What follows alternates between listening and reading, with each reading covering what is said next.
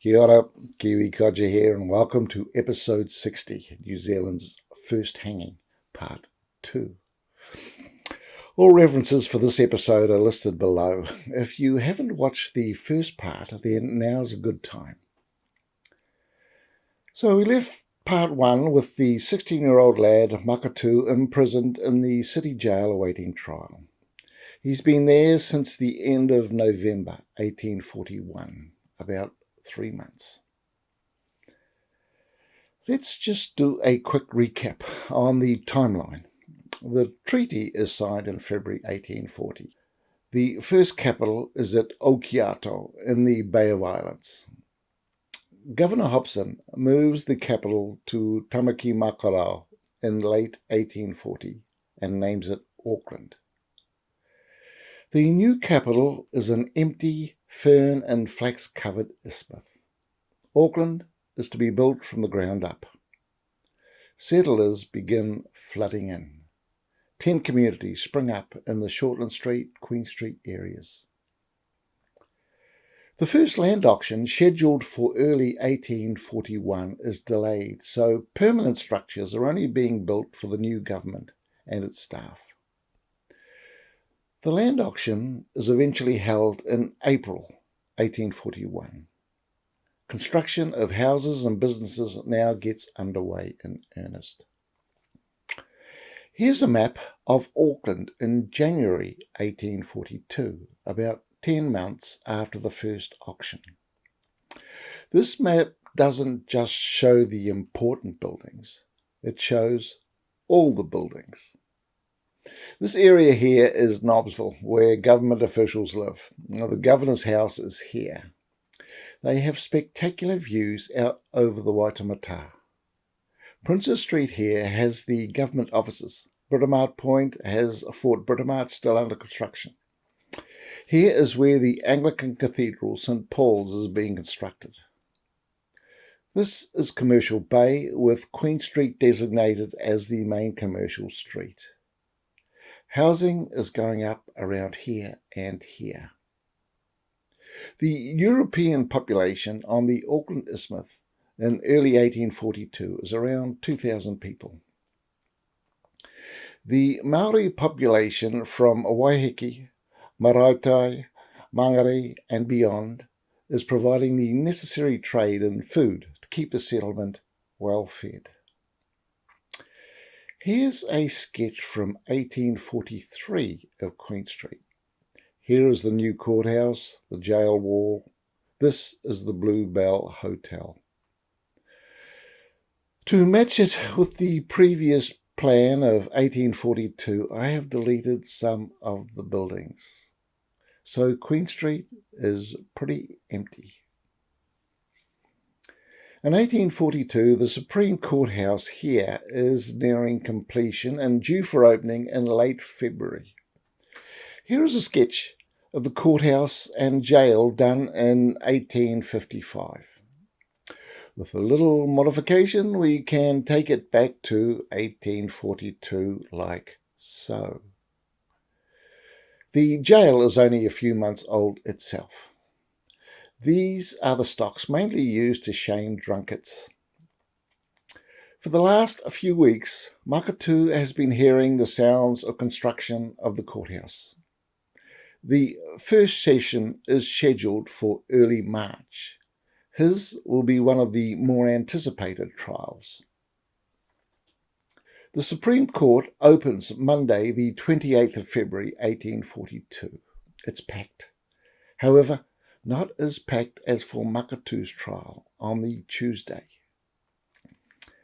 Many of the witnesses at the coroner's hearing in Kororareka are in Auckland to give evidence. There are 4 Europeans and 3 Maori chiefs. They will all testify for the prosecution. The court assigns the barrister Mr. Brewer to Maketu, but this occurs only an hour or so before the trial. The prosecutor is Attorney General William Swainson. The presiding Supreme Court Judge, Justice William Martin. Mr. Clark is sworn in as the official interpreter for the court. The prosecution presents a watertight case. Of course, it's Maketu's confession at the coroner's inquest back in November in Kororareka that's most damaging. Brewer tries to invalidate this by examining the circumstances of it and whether Maketu was cautioned before giving it. It's the one small hope Brewer has.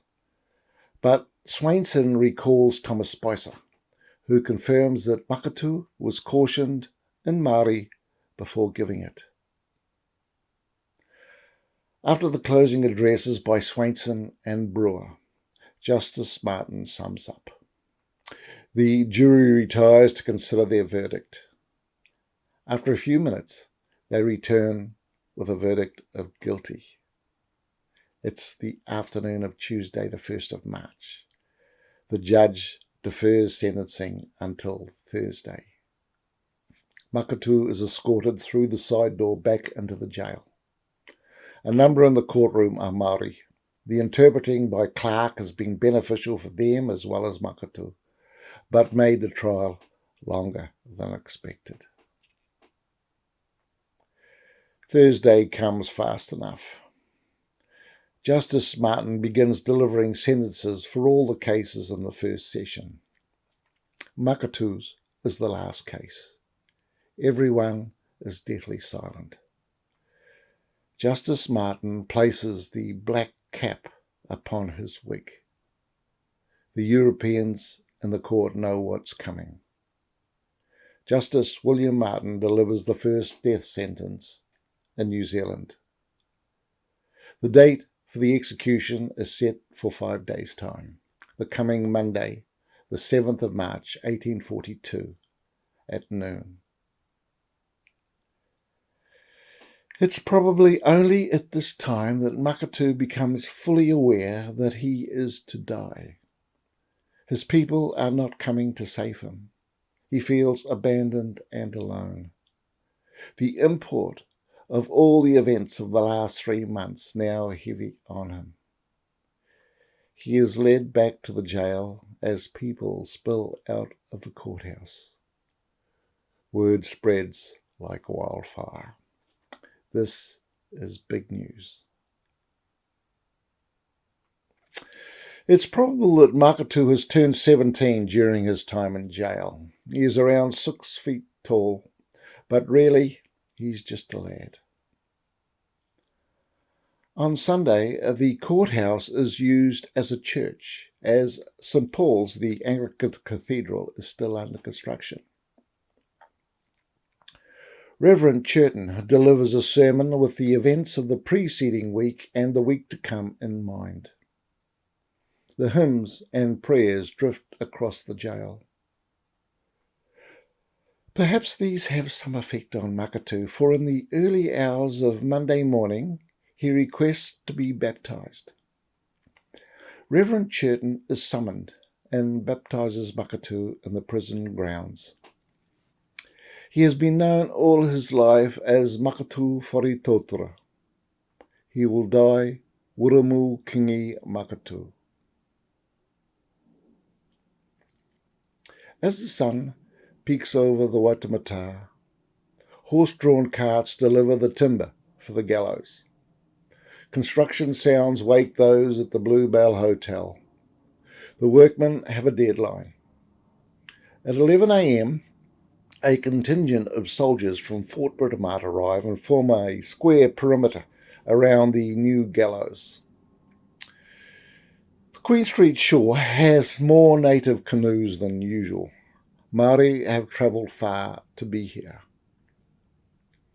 Over the next hour, the crowd gathers. As noon approaches, it numbers about 1,000. Inside the jail, Maketu is dressed in a blue Māori cloak. He is led into the press room at noon. Here the precept is read to him. Mr. Murant interprets. The party now escorts him to the jail gates. The crowd senses things are happening and goes quiet. The jail doors open and the party exit. The crowd parts and Maketu, with a dignified bearing, is led to and up the gallows. He's positioned, legs and hands strapped, the hood placed, the noose adjusted, and the trapdoor sprung. The sudden jerking of the rope causes a gasp from the crowd. Many are having issues processing that it's actually happened. Many were unready for the speed and the reality of it. The body slowly rotates. It's a minute or so before people gather themselves and start leaving. The doctor periodically checks the heart of the limp body. After 15 minutes, he declares Maketu dead. The body is lowered and taken into the jail. Maketu is given a Christian burial in the grounds at the back of the courthouse.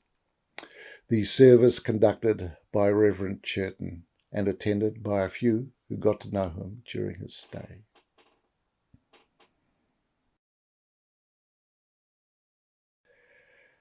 A few Māori from Tamaki Makarao, the Waikato and Rotorua travelled to Auckland to witness the execution. With the advent of Christianity and the treaty, the chances for utu have reduced. Watching the Ngā Puhi Maketu die will, for some, in some small way, appease this. A number of months after the hanging, Ruhe again requests the body of his son. The request is granted. The body exhumed and taken to Te Wharau. Ruhe buries his son near the banks of the Kerikeri River.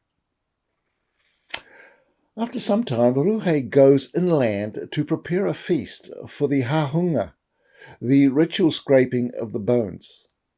Another hapu seeks Maketu's body to bury it in their urupa. The female slave left in charge of the grave lights a fire over it to fool the searchers. It's a close thing. In time, the body is exhumed, the ceremony of the hahunga completed, and the bones laid in the ancestral cave at Ahu Ahu. In 1844, Justice Martin and his wife journey from Kerikeri to Waimate Station. Coming the other way is Ruhe, Maketu's father. Both parties stop. Both know the identity of the other. Ruhe dismounts from his horse, extends his hand.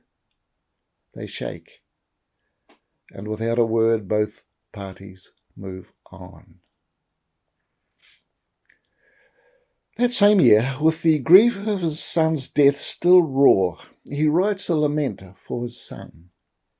He visits Honeheke and sings it to him.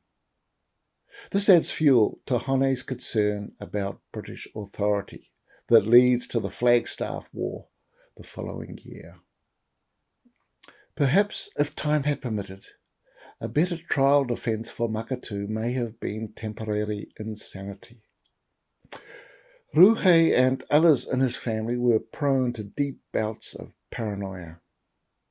In 1865, Ruhe commits suicide by shooting himself, his bones finally joining those of his son. Now, there are a number of contradictions between Maurice Lennard's book Motuarohia and news articles from papers past. Where this occurs, I've selected what I consider the most likely. Having said that, since making part 1, I've come across an account by Benjamin Turner. Benjamin was on the coroner's inquest team in Kororareka, so was a first-hand witness to events. His account is written 15 years later. There's a link in the references below. He writes his account to dispute another account by a Mr. Earp, who published the story from hearsay. Now, in many retellings of the murders, Tommy Bull, the farm manager, is depicted as a middle-aged bully who mistreats Maketu. Many say this demeaned Maketu's mana and was a major factor in him killing Tommy. However, Benjamin Turner describes Tommy quite differently. Let's read what he says.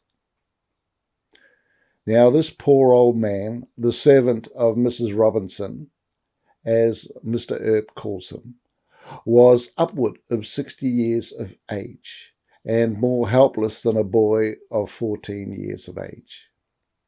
He was as quiet, harmless, and inoffensive a man as ever came to New Zealand. There are many now in New Zealand that will support my assertions. His name was T. Bull. He had sailed several voyages along with Captain Robinson, the husband of Mrs. Robinson, the murdered woman. When Captain Robinson left off going to sea, he took the old man to live with him out of charity. After Captain Robinson was drowned, November the 17th, 1840, the old man remained with Mrs. Robinson till the day they were murdered. Of course, it's Roberton, not Robinson. Now, I have not found any other evidence that helps with the establishing of the age of Tommy Bull. That's for other more experienced researchers to discover. If I come across anything regarding this, I'll add it to the comments below. Now, when next you're in Auckland City, walking along Queen Street, pause when you get to Victoria Street West. Cast your eyes up the road. Envisage the jail gate, the gallows, the crowd, and what happened there at noon, Monday, the 7th of March, 1842. But for now, that brings this episode to an end. Hit the like button if you have enjoyed it and consider subscribing. Either way, until next time, hei kaunā, take it easy. Catch you later.